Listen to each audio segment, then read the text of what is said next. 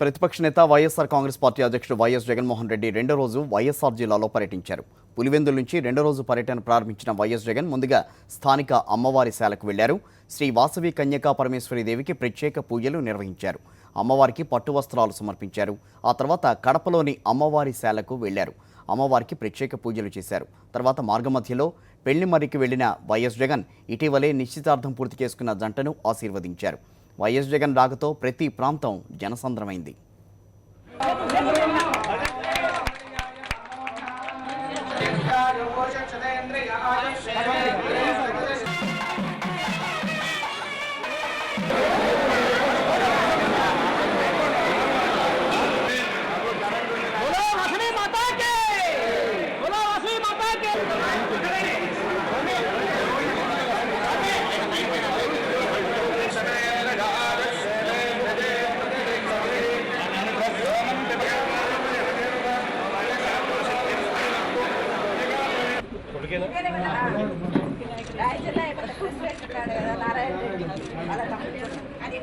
Jaganmohan Reddy